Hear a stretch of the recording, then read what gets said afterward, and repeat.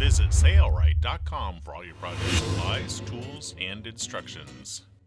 Hi, I'm Eric Grant. In this video, we're going to show you how to replace the fabric on this sling chair.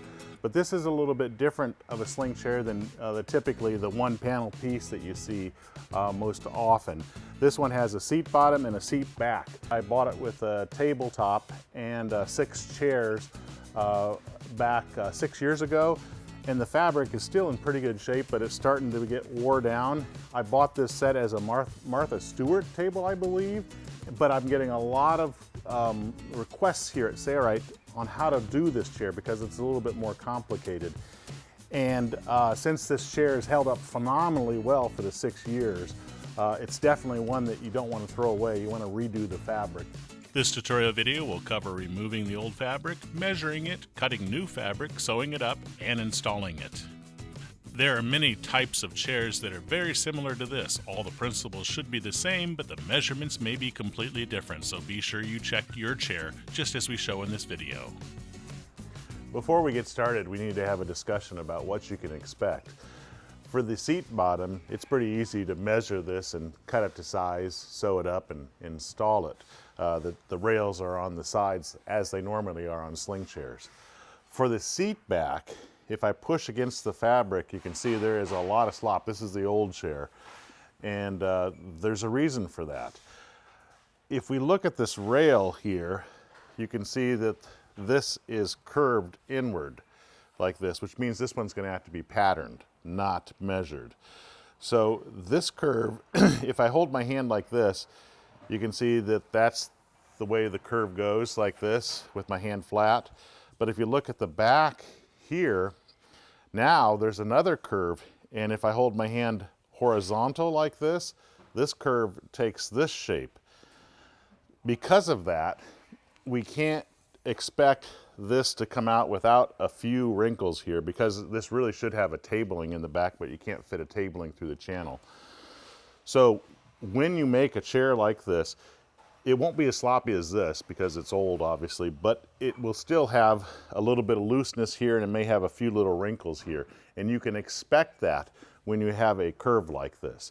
So with this panel, we're going to pattern it. With this one, we're going to measure it, and then we'll show you how to install all of these. There are end caps on this, and you want to be careful not to break these because it can be hard to find end caps that are similar, though I do have a link to a company that does sell a lot of end caps. So I'm going to carefully wiggle this out with a screwdriver.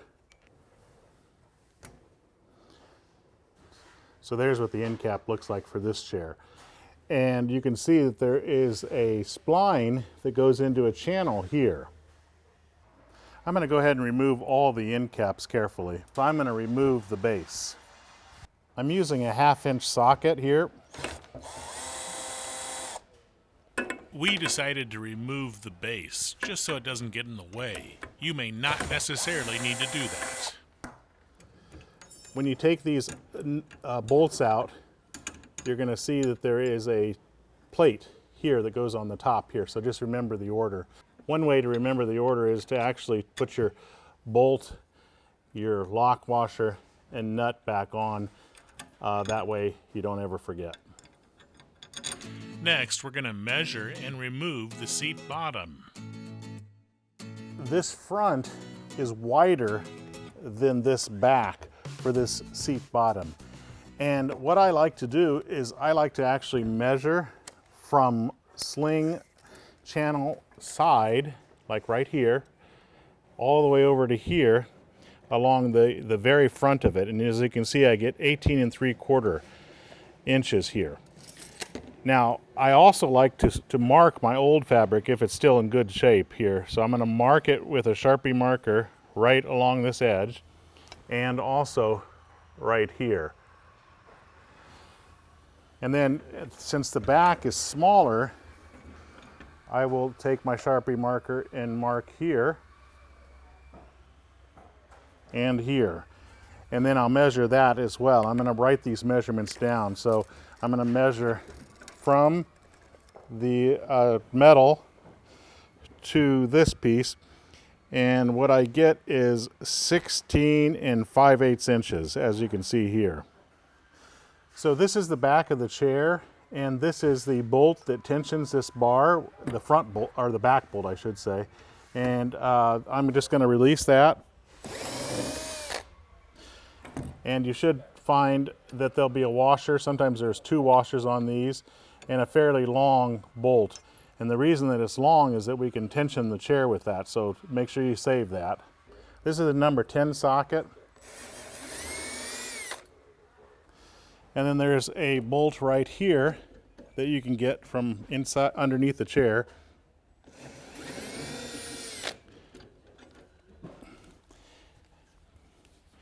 And then one up here.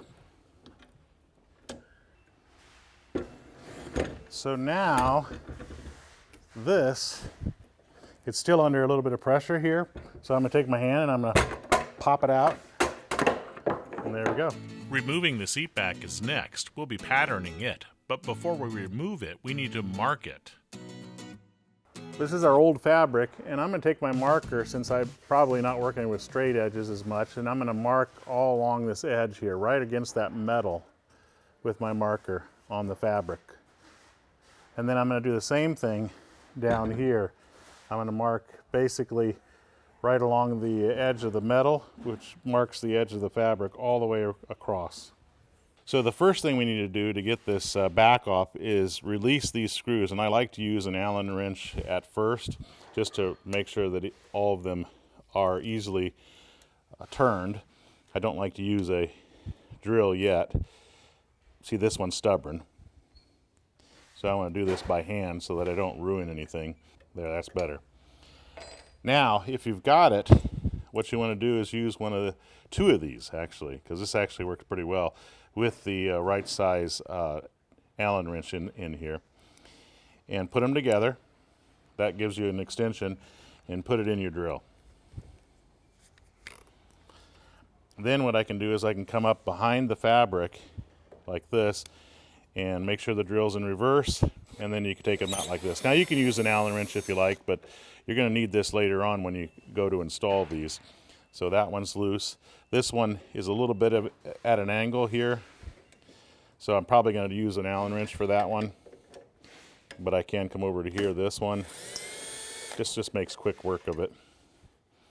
Now, can I get to that one? Probably from behind here, since the fabric is pretty much loose. I can just put my drill back there, and we got that off.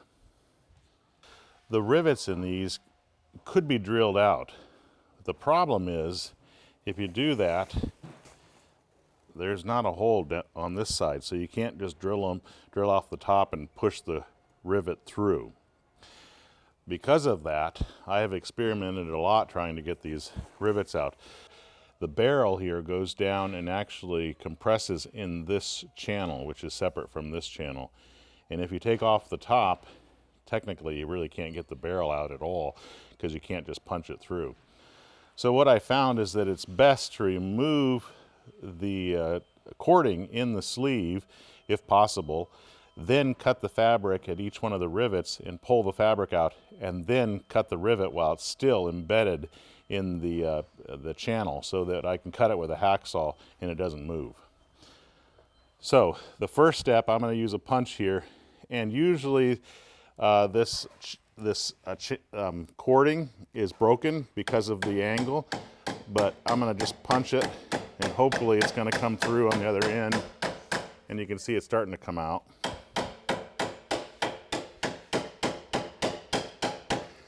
I'll stop there, remove this.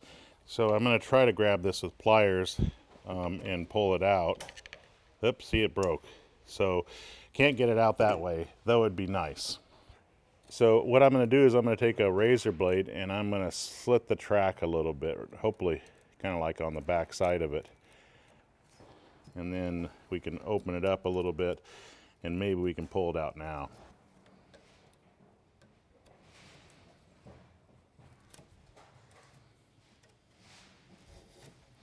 Little pieces, as I thought. So we keep slitting. So the cording is here, I can feel it stops there. So I'm just going to open this up a little bit. Because remember, this is just your junk fabric, so you're not going to be using this again. but we do need to get some measurements off of it, so I don't want to totally mess it up. And we'll try to pull this out. There, we got it all out. So now at each one of these rivets, be careful you don't cut yourself. I'm going to come into the fabric and I'm going to slit it. And you can use scissors for this too. So there, we got that one slit. Going to come over here. Going to get as far in as we can, close to that rivet. Slit that one.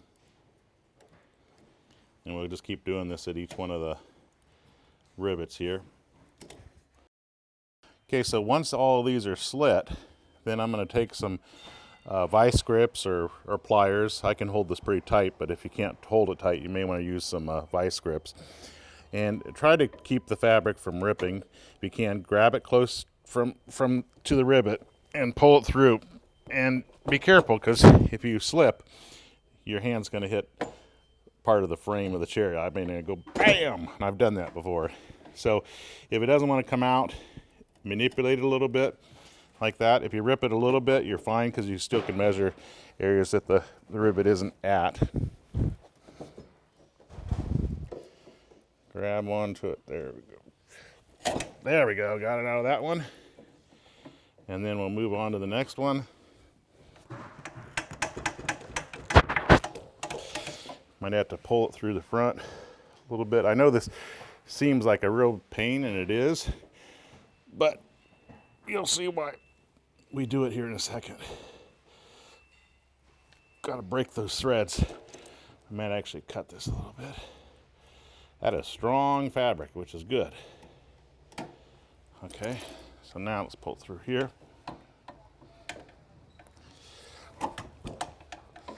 Grab it over here.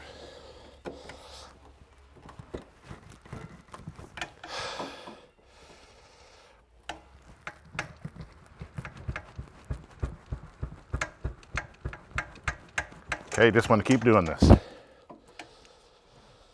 We have the fabric removed. Now I'm going to take this hacksaw blade, and you could do it without this handle, but this handle makes it pretty easy because I can insert the hacksaw in the channel. And I want to cut the one not on the top rail, but at the bottom of this one. Notice the rivet is still intact, the head's still in. So I'm going to just slowly cut this. And these are aluminum rivets, so they cut pretty easily. And the rivet's not turning or anything, so that's because we left it totally intact.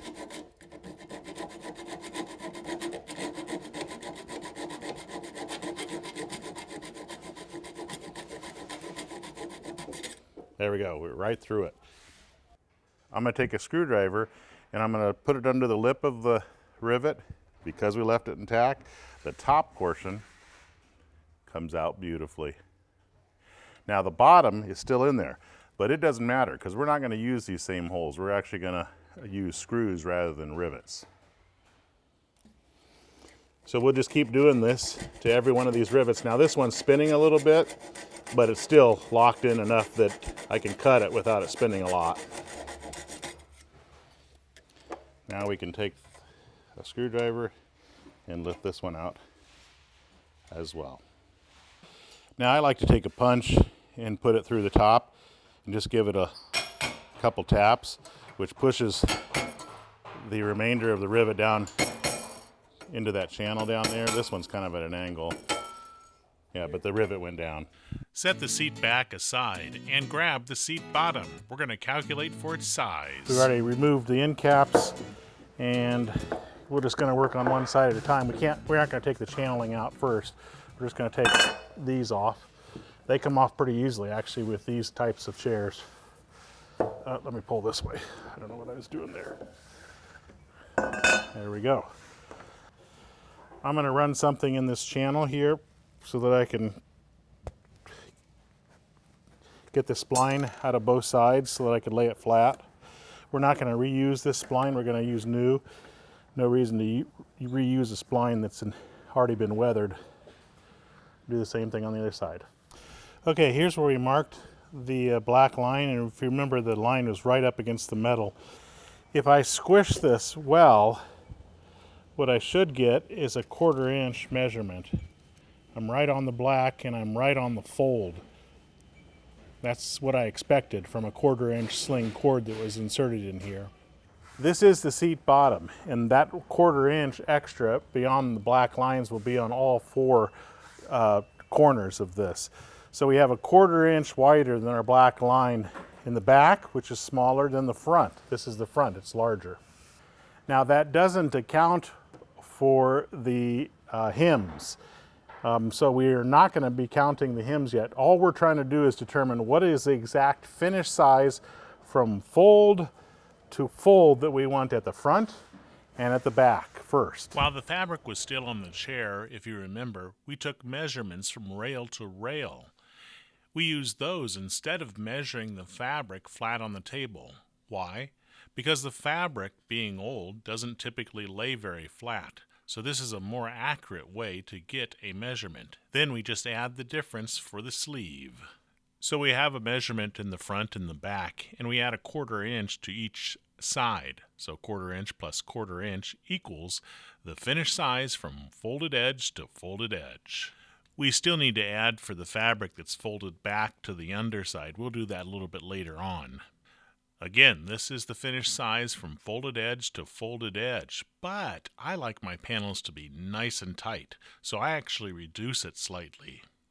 The reduction can be an 1/8 inch to no more than a 1/4 inch. Reducing by a 1/4 inch can make for a very nice tight fit, but it also makes it a lot more difficult to screw the sling fabric to the frame, so you may want to consider an 1/8 inch instead. So I'm using a seam ripper here just so that I can show you this hem. So what the manufacturer did is they folded this back a 1/2 inch, and then they have what looks like, this doesn't include that 1/2 inch hem underneath, that's 1 1/4. So what I'm going to do is I'm going to make this hem 1 3/4 inches just to equal this. It could be smaller, but it's fine. We're just going to repeat that. So we're going to do that here. And we're also going to do that over here on this side. This one looks like it's a little bit smaller, but it doesn't make any difference as long as your finish size is exactly right. Now, as far as the depth, I'm going to measure that and try to make sure that my fabric's laying nice and flat. And it looks like it's 20 7/8 inches. I want to make that exactly the same because I don't want these to stick over the edge and not be able to push the end cap on. Now, on the front and back, this is the back. This is a single hem. You can see there's no fold here. And that one measures 1 inch. Let's look at the front. The front as well, at the front of the chair is a single fold. There is no double hem here.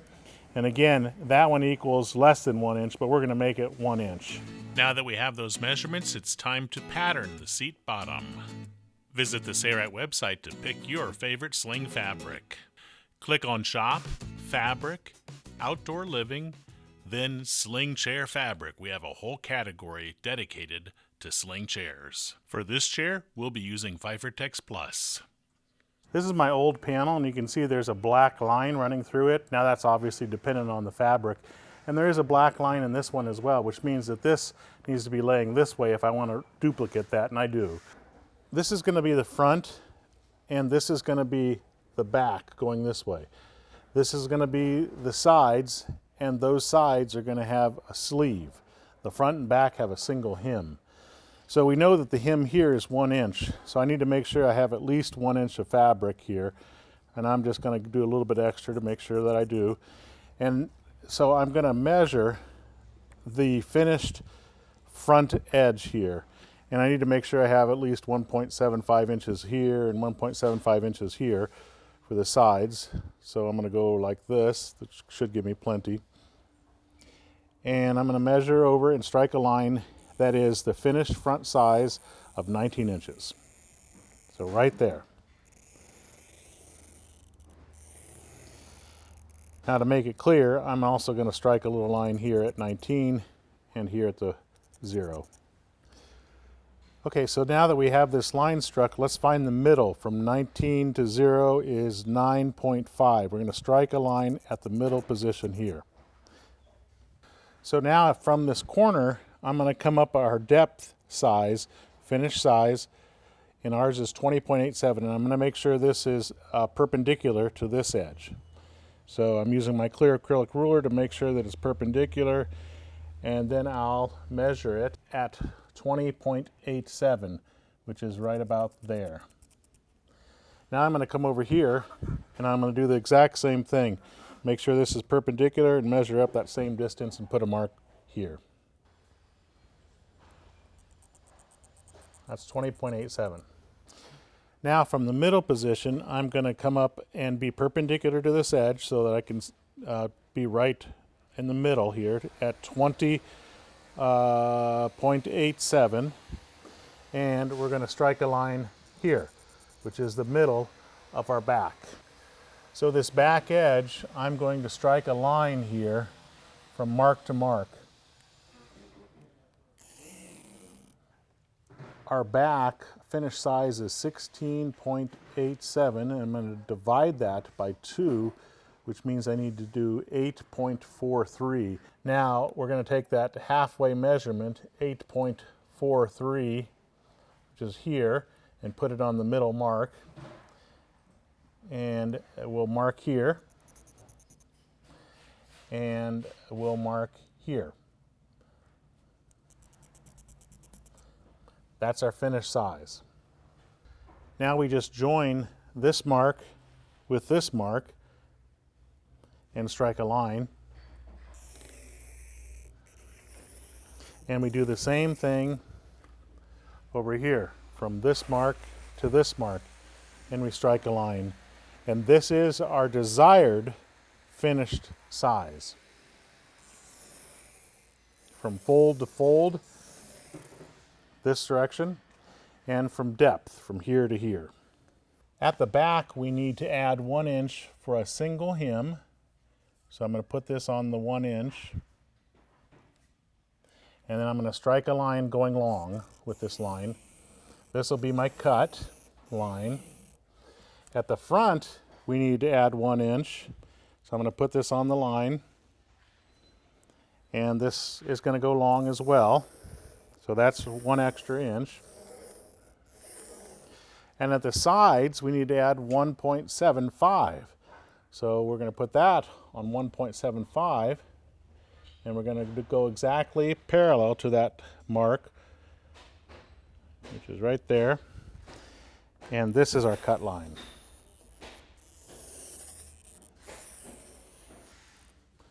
Okay, and then over here, same thing, 1.75.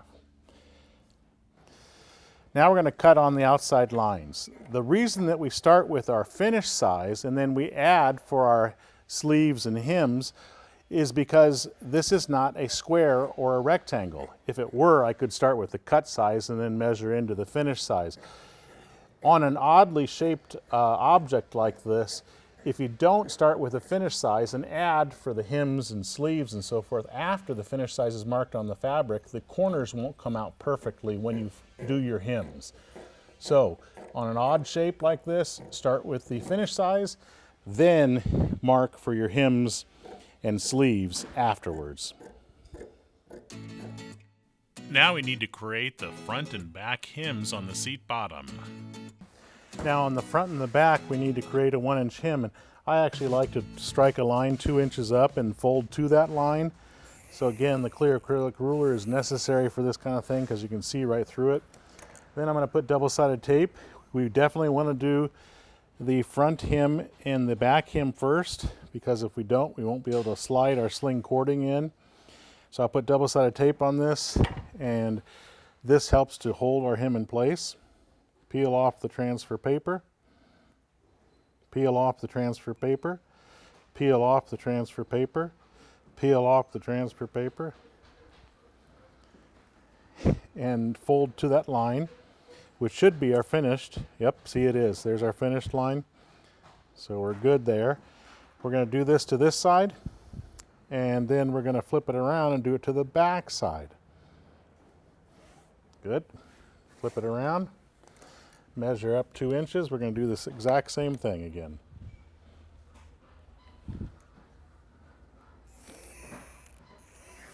And fold up to that line.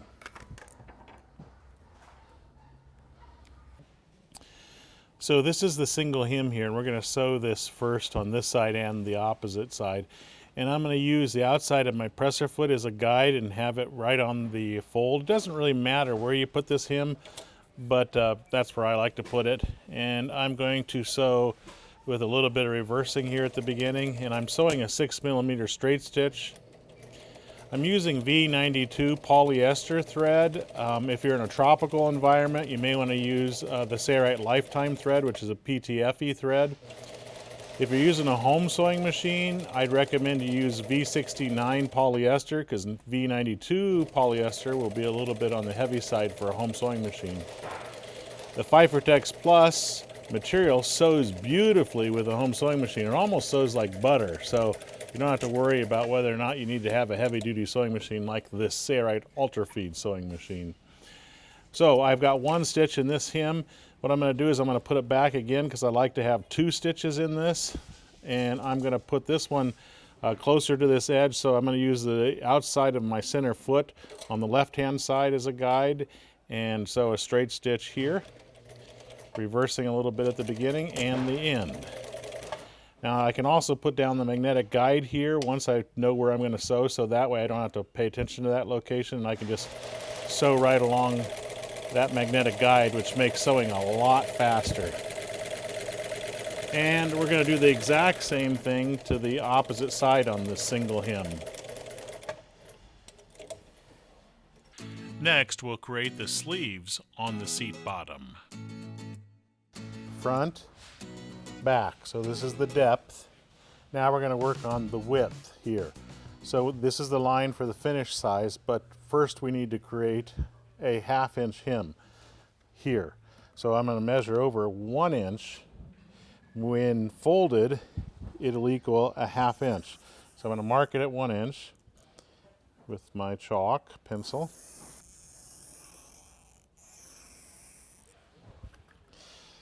And then I'm going to use double-sided tape yet again.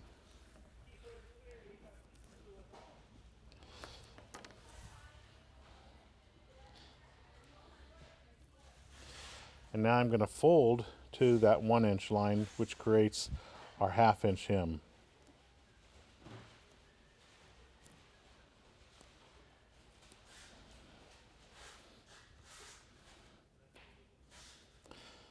Okay, so now after this is done, we need to fold on this point. So you can either fold on that point, which is kind of hard to do because you can't see that line very well, and mark it. I'm pretty sure this will be right, but let's check it. What it should measure is 2.5 inches. So if I use my clear acrylic ruler and place it on the 2.5 inch mark, the folded edge that is, make sure that it's parallel, we can mark on the fabric here. Now we're going to confirm that we get the right measurements before we do any sewing. So what I do now is I put double-sided tape on that 1/2 inch hem, and we fold to this line. And then we want to do the exact same thing on the opposite side. And if we don't get the desired finished size at the front and at the back, we can modify our hem. So let's base this one down, and then we'll do the exact same thing on this side over here. We're going to do a 1/2 inch hem and then measure in 2.5 inches and baste it in place, then we'll measure. So we'll show you that next. My ruler right on the fold here, and if you come over here, you can see it measures exactly what we want, 19 inches. Now let's turn it around and show the back side. It's supposed to be 16.87, and as you can see, it is 16.87. That's perfect. If it wasn't, we'd make modifications to the hems. Okay, so what I'm going to do is I'm going to put this in, and I'm going to use this side of the foot, the left side of the center foot, as a guide. My needle's in the center position. I'm going to sew a straight stitch, and I'm going to definitely do some good reversing here at the beginning, because you don't want this to give way. So that should do it. So I'm going to follow this fold here. When I get to the end here, I'm going to do some reversing here to make sure that it's locked down well. we go. This is a awning sling cord. This is a 1/4 inch. I think we have a smaller one too. And don't quote me on the size. I'm going to cut it a little bit long here with scissors. And I'm going to go ahead and insert it in here. I am going to sew one more stitch. I don't like to just have one stitch in there. So I'm going to insert it in the sleeve. And then when you get to the other end, you have to get it past your hem here. So you just wiggle it a little bit and push it in there until it comes out. So this is the reason I like to cut it long, because I can see it sticking out of the ends, and I'll trim it later on. Now, so what I'm going to do is I'm going to put this in the sewing machine, and I'm going to push this cording as far into the fold as possible. And I'm not going to put in a roping zipper foot, though you can get really close to that. I'm going to lower my foot with this outside foot right up against the cording, and I'm going to move my needle to the right. Okay, so now I'm going to put a second row of stitching in. And make sure that you do some reversing, because again, we want this knot to come loose.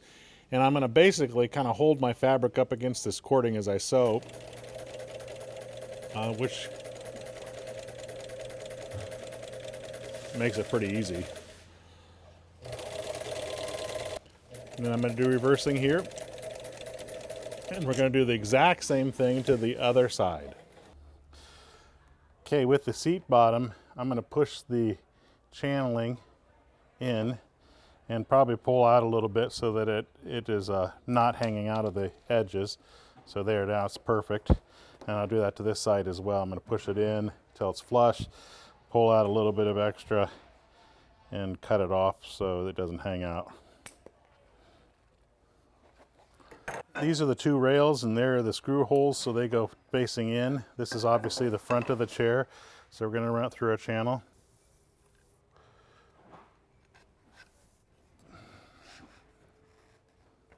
And this stuff runs through nicely.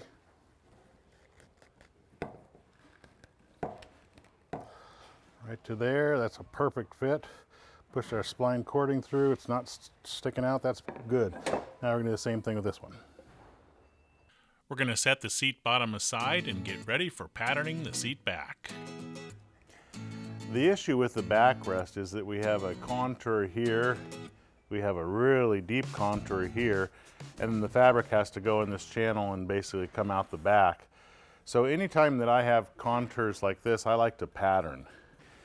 I'm going to take my double-sided tape and I'm going to stick it right here. This is where the fabric basically runs up against this edge. Sometimes what you want to use before you put the double-sided tape on it is a strapping tape, because sometimes the double-sided tape won't come off the metal if it's hot. But we're inside, so I know it's going to come off, and I'm going to take it off fairly quickly. So here's where the fabric's going to go up here, so that's why I put the double-sided tape here. The fabric goes into this channel, so I'm going to put double-sided tape outside of that channel area here.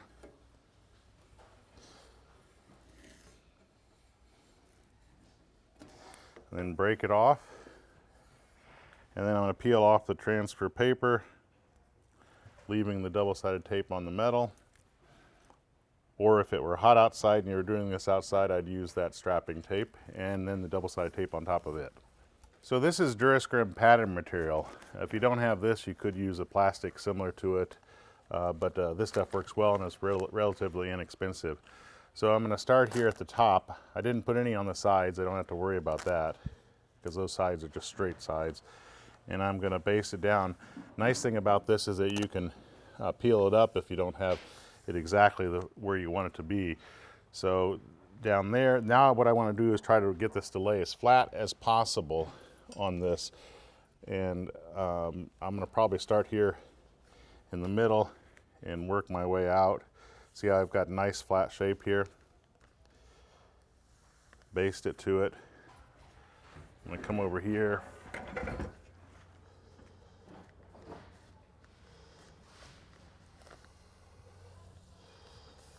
That's pretty good. I have a little bit of a few wrinkles here.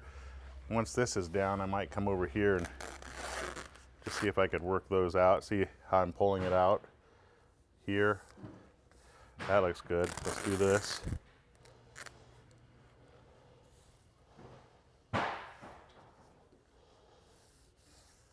There we go, look at that. That looks very nice. So now I'm going to take a marker and I'm going to mark right where that fabric comes against that metal here.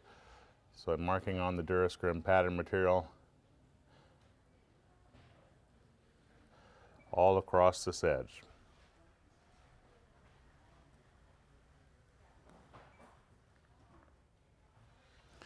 Then I'm going to come over here. Here's the channel here. I'm going to mark right where that channel is. It's pretty easy because it just glides down that channel.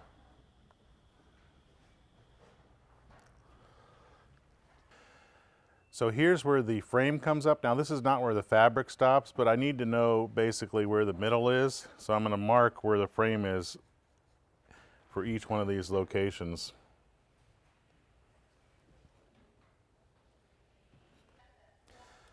This is the top, T-O-P,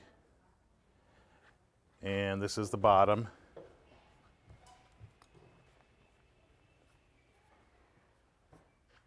Okay, so that's all we need to do for patterning. So I'm going to take this off, and it's a good time to take off the double-sided tape because if this stuff gets hot, it sometimes sticks really too well to the metal. This is the black line that we struck on the material when it was in the chair, and if we measure to the fold with our tape measure, you can see it's 7/8 inch to the black line. So that's at the bottom, and if we go to the top, and if we look at it, now remember this fabric may be distorted a little bit, so you have to, hopefully this is going to be accurate when we're done. If we go to the top here, you can see that it's basically 3/4 of an inch. The black line is right there from the fold. So the bottom is 7/8 inch. That's why I'm marking this really close to the bottom. And the top was 3/4 inch. Okay. Now we're going to flip this over and we're going to look at the hems. So it's a single hem here, and obviously they have plenty of fabric here. And I'll just measure it for giggles. Looks like 1 inch approximately. So I'm going to add 1 inch for the, this is the top side. This side I took out some stitches just because I was experimenting with it. But if we measure that, that too is approximately 1 inch. So we're going to add 1 inch for hems. The side here, this side's a little bit weird. It's less than 1 inch. But if I measure this side, it's almost 1 inch. So I'm going to add 1 inch for a single hem here, single hem here, single hem here, and single hem here.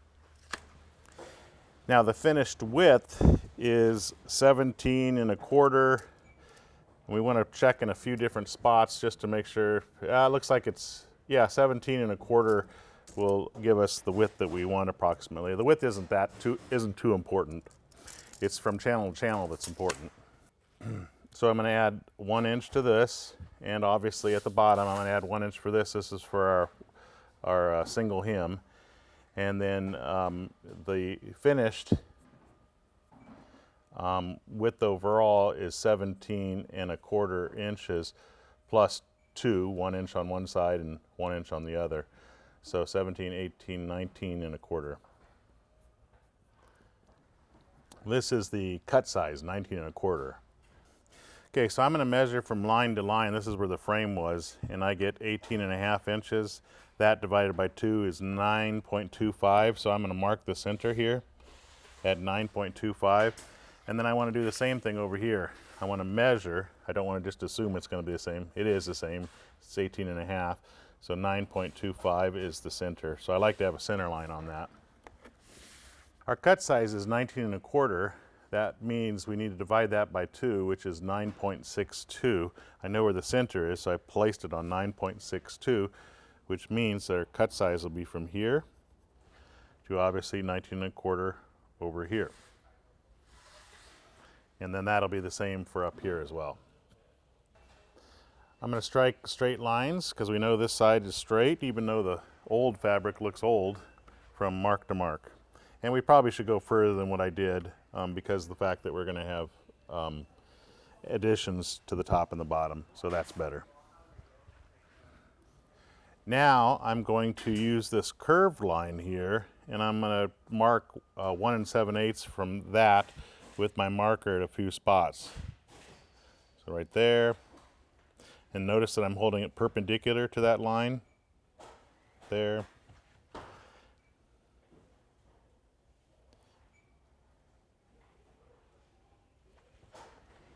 So we have our dots at the bottom here. Now at the top, I think this is a straight line, and we can tell pretty easily. So I need to add 1 3/4 inches to it.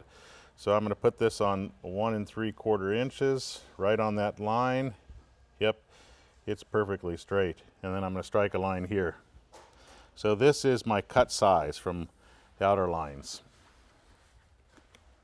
So I'm going to cut on these lines. Now watch what I do when I get to the bottom. The bottom, I just have those dots basically, and all I'm going to do is just cut from dot to dot. So we're going to go clear down here,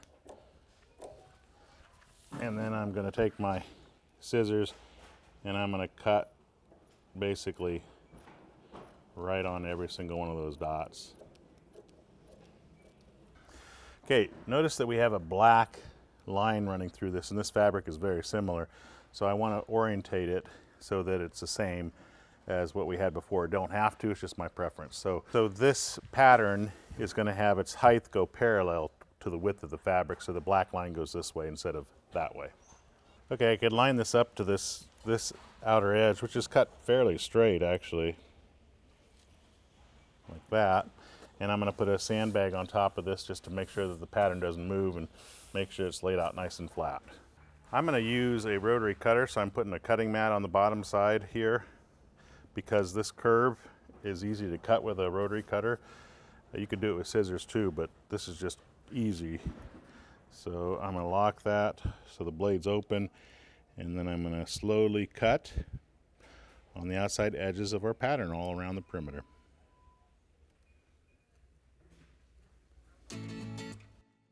Next, we'll create the hems at the sides of the seat back. Now this fabric doesn't really have a right side or a wrong side, but I am going to flip it over as though it did. And we're going to do the vertical hems first because the sleeves go at the top and the bottom. So we allowed for 1 inch, so I'm going to measure over 2 inches and strike a chalk line. Like that. Then we're going to go around here and we're going to do the same thing on this side. Strike a chalk line 2 inches from the edge with our clear acrylic ruler. I'm going to use the double-sided tape, 1/4 inch for canvas and upholstery. And I'm going to break it and peel off the transfer paper, revealing the glue, and then I'm going to fold to that line. And we're going to do this on both sides. Now it's always a good idea to confirm that our measurement is 17 1/4 before you sew, and yep, it's exactly 17 1/4. I'm going to put my first stitch, because there's no spline that goes in here. I'm going to put it so that it's just equal to the right side of the presser foot, and you can always put a magnetic guide down to keep that straight, which I like doing. And I am going to do a little bit of reversing here.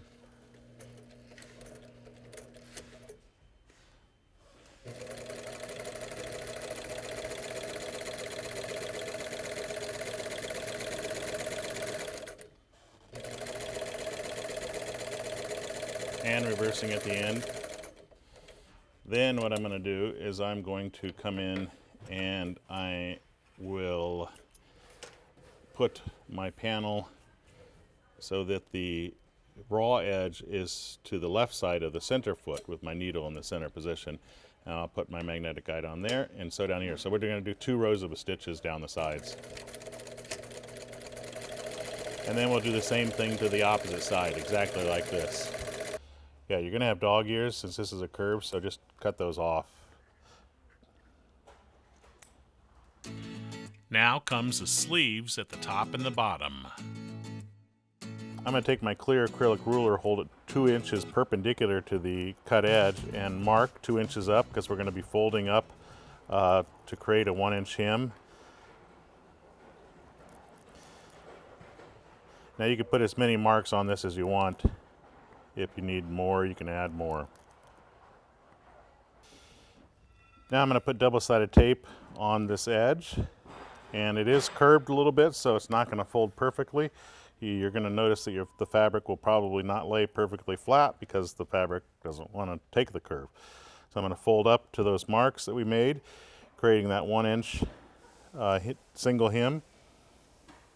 And as you can see here, the fabric just is like, no, I don't want to turn like that. That's bad. But you force it to.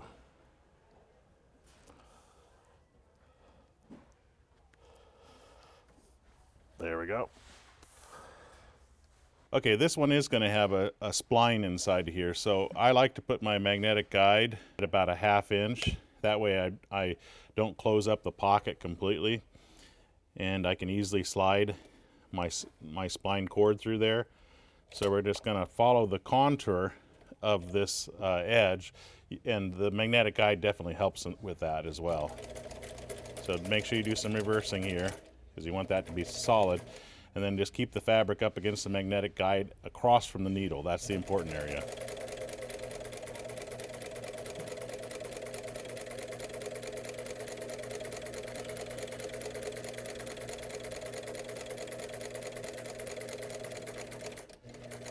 And then reverse at the end. And I am going to put 2 rows of a stitch in because I don't want this to come loose. So now I'm going to move my magnetic guide over so that my stitch is just like it was before. So the center foot on the left side is right along the raw edge of the fabric with the needle in the center position.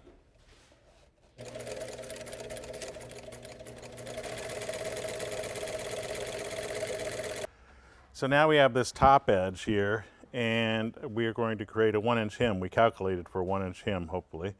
So I'm going to mark 2 inches up from the edge, and we're going to fold it over and baste it.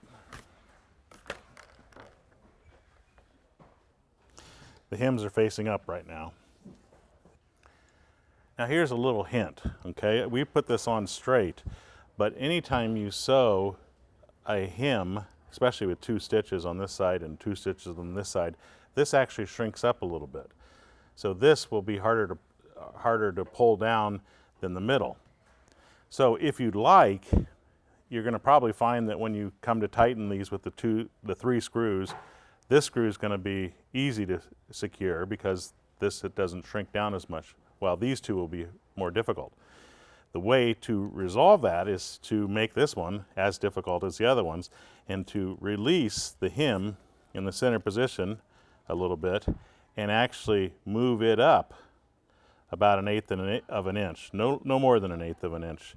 So it's actually curving slightly inward, which in the end, I think you're going to find that the screws will be more even because of that. So here you can see it with this cutting mat on the bottom side. See how this is flush, not flush here, and flush here? That shrinks this up so it equals the shrinkage of the sewing. Outside of the center foot on the left side is even with the edge of the fabric. We're going to sew 2 rows of a stitch, and we're going to do reversing. Remember, we have to put a channel in here. So we're going to sew across here. This is our first stitch. We're following that edge.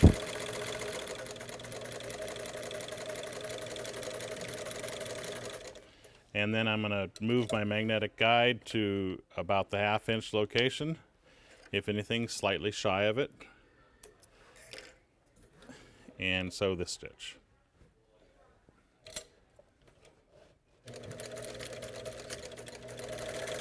It's easier to install the seat back first, then we'll concentrate on the seat bottom.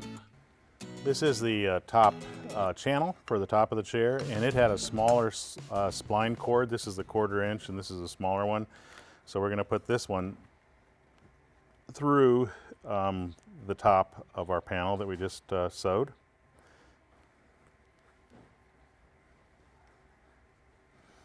So the hems are facing up, and looking at an older chair, I can tell that it goes in this direction. If you get it in the wrong direction, well, you'll soon find out. So you want to confirm it. So we're pushing it through. We're going to center it on here. And then when it's in the chair, it's going to be folded to the back side like this. and this will be the front side. Like that. Now we've got it on right. We have these holes here. We have 3 holes for screws. So once it's centered, what I need to do is I need to mark where those locations are. I've got a cutting block and I don't want to go through my cutting pad. So it's centered now, and I'm going to put my finger under here to fold the fabric to the back side, and I'm going to put it on top of my cutting block. And then I'm going to take an awl and I'm going to go right through the center, making sure that I can see that it is the center. And then I'm going to take it up. I'm going to push it through a little bit deeper. So there's my hole. Now this could heal when I pull the awl out. So what I'm going to do is I'm going to mark where that hole is so that I don't lose it with a marker. So I am going to leave this all in here, but I'm going to pull it up so that I don't have as much sticking out the bottom. That kind of just determines that location. It doesn't move on me. And then I'm going to smooth the fabric out to the next hole, which is right there. And make sure this all is standing in the center when you're marking this one. So now I know it's in the center. So I'm going to hold that in position, put it down, take another awl, and go right through the middle. And then I lift it up and push it deeper in there without getting my fingers. And we'll mark that location as well with our marker close to the channel, because nobody is going to see these marks. Okay, and then we'll do the same thing over here on this side for the last hole. Okay, we'll pull the awls out, and then we're actually going to run this off again. And you can see the holes, but I'm going to flip it over because that's where our marks are. Okay, I have an 1/8 inch hole cutter, and I'm going to just make sure that these holes are fairly large so I can get my bolt down there nicely. And I don't even care if I cut threads.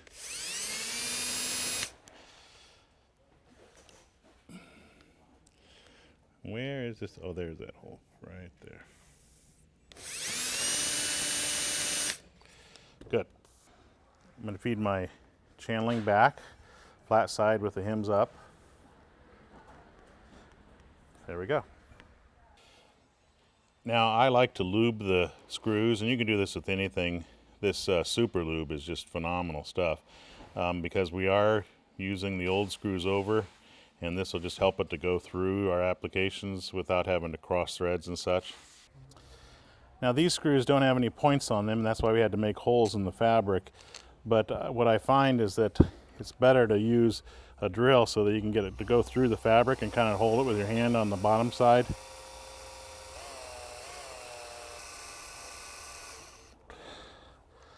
So now you can see I'm through the fabric. So I'm going to do that at all 3 locations just to get the screw started. So I've got my panel here, and I've got the rail installed and the screws started. So the panel goes with the hems facing down. See, the hems are on this side, they're facing down with the chair like this. If the chair is positioned on the table like this is the bottom, this is the back. So we want to run this into the channel. Now this is going to be a little bit hard because this channel is a little bit small, and you can actually pry it open a little bit with a screwdriver if it's really difficult to push through. Once you get it through, it's not that difficult, so watch. Okay, so we have a corner through, and this is the hem area where it's thicker, so that's why this one's a little bit more cumbersome to get through. 2 people can definitely help with this, more than one.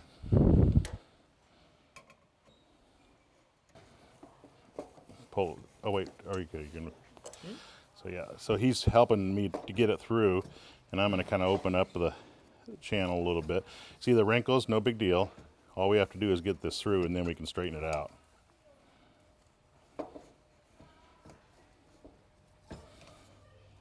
Just right here, we got quite a few wrinkles. Let's see if we can straighten that. And if you have to, you could put pliers or vice grips on this with scrap fabric to keep from damaging your new fabric.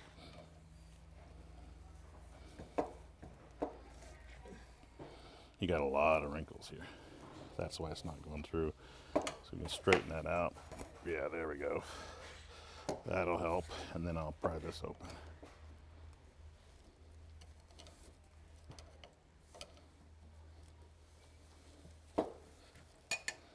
And pull it your way. Almost through. Wow, that's a stubborn spot. I'm going to go up here and try not to hurt anything. There we go. So we got her through. Now we're going to insert our 1/4 inch sling inside the sleeve. I've already cut it to the approximate size. There we go, and it's going to stick out a little bit. What I'm going to do is I'm going to push this one through so it's flush. Then I'm going to cut this side so it's flush, because I may cut it a little bit long. So now we push this back into the channel and we center it. Now see here, this is why it's going to have some wrinkles. It's going to take this curve and then it's going to try to take this curve, and you have all this excess fabric. So when I do this, fabric has to take a little bit of a wrinkle.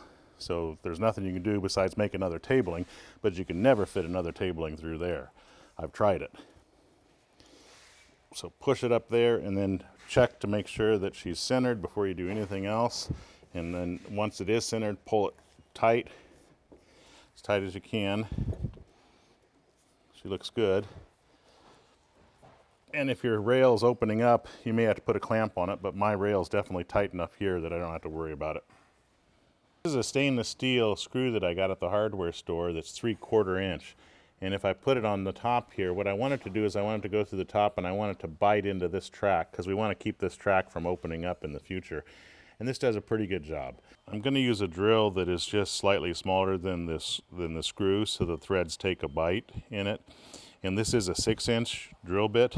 The reason I use a 6-inch is it's easy here, but here, if I did a short one, my drill would get in the way. And you notice I actually have to cant this one slightly. I'm only going to put 3 screws in it. I think this is way too many screws. You can put in as many as you want, but I'm going to put one close to the end and one in the middle. Now we're going to start here on the end, and we're going to make sure this is nice and tight. And I would love to get one here, but that's kind of maybe I can't. I think I'm going to put it right here. And try to keep this as straight as possible as I drill. Oh, but I don't want to go through this. So I need to put a piece of tape on this so that I only drill through the top layer of that second channel. So right there, I need to put a piece of tape. Okay, so once I reach the tape, I'm going to stop drilling so I don't drill through the other side. And let's drill through this. Make sure your fingers are out of the way. This is just aluminum, so it's pretty easy to drill through. Hold your fabric nice and tight. I'm going to keep my finger away from the bottom side just in case I make a mistake. I'm through that rail. Now I'm going through the fabric, and now I'm going through the aluminum. There we go, stop. So this is a 5/16 inch socket, and I have it on an extender. I'm going to hold my fabric up. We already have a hole in the fabric. And I'm going to drill through this. It's creating threads.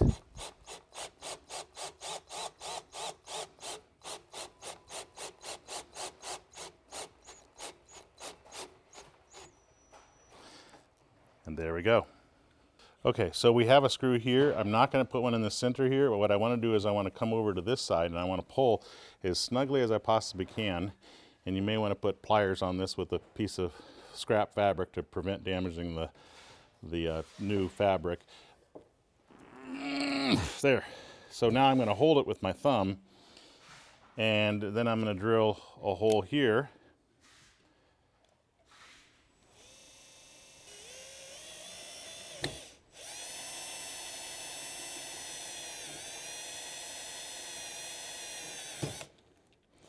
Okay, I'm going to take that out. I still want to try to hold that if I possibly can. I'm going to put my screw in there.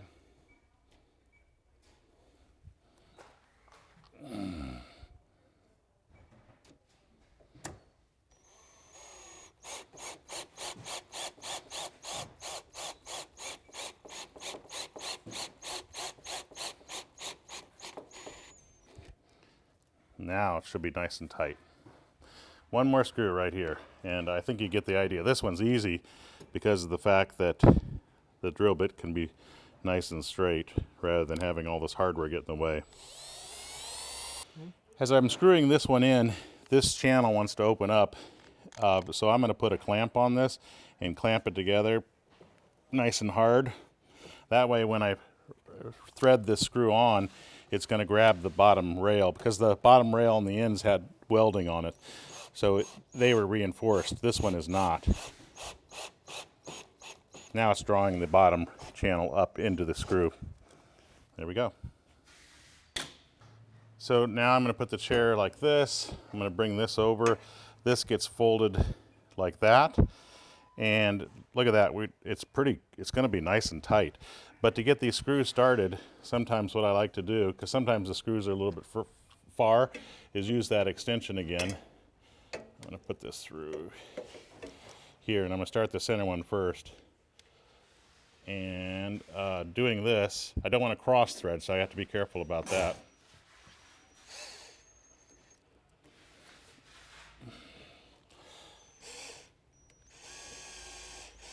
There we go. We got that to bite. Now can I get this out? It's already tight.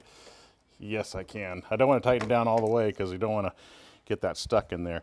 And then we'll do the same thing with the sides over here.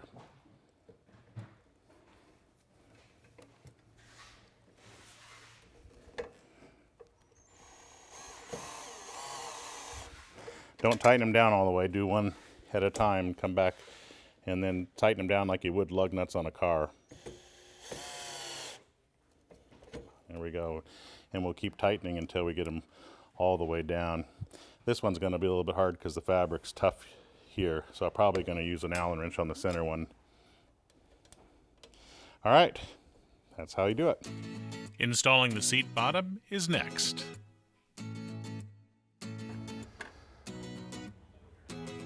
Okay, so we're going to start these bolts by hand. Okay, don't screw this in all the way until you get the other side on. Reason being, you don't want to screw it in all the way, because it should be under some fairly good tension. But you definitely want a few threads in there, otherwise it won't bite well. So we have that in.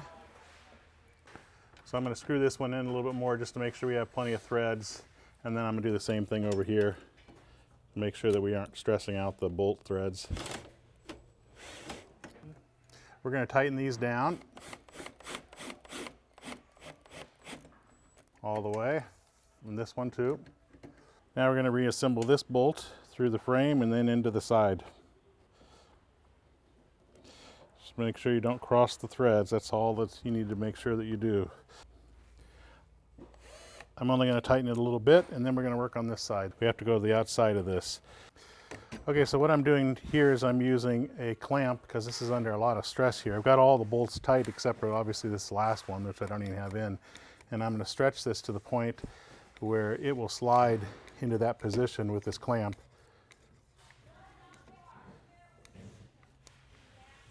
And then what I have to do is I have to bring this up as I'm doing this.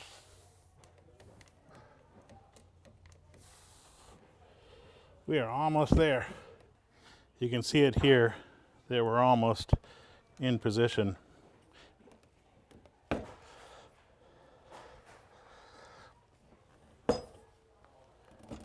There we are. Now we're on top of it. Now it's probably a good idea to try to get it basically on that hole. Now the clamp is bending this bar out, so now that it's in position I can release it and the bar kind of slides into the right position. If it's a little bit off, use a rubber mallet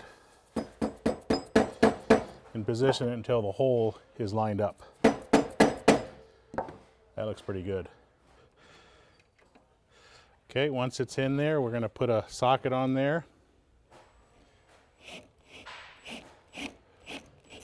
I'm going to put a one that I can control by hand on there now. We're going to do the rest with a regular socket so I can feel it. Only a few more things to do. Install the end caps and the base if you've removed it. Okay, we're going to carefully reinstall the end caps onto our pieces. We'll do that everywhere we took them off. Now we're just reattaching the base in the same order that we removed it. And here's what our sling chair looks like with the new Tex Plus fabric from Sailrite. Looks great. Coming up next is a materials and tools list. Visit the Sailrite website to pick your sling chair fabric. We have a lot of brands and many colors and styles to choose from. To complete 6 chairs, we used 3.83 yards of fabric. We used 24 feet of the 1/4-inch sling chair spline cording and 12 feet of the 5/32. If you have any questions about the materials or the tools that we used, we are glad to help. Be sure to subscribe and click the bell to be notified of new videos when they become available. I'm Eric Grant, and from all of us here at Sailrite, thanks for watching.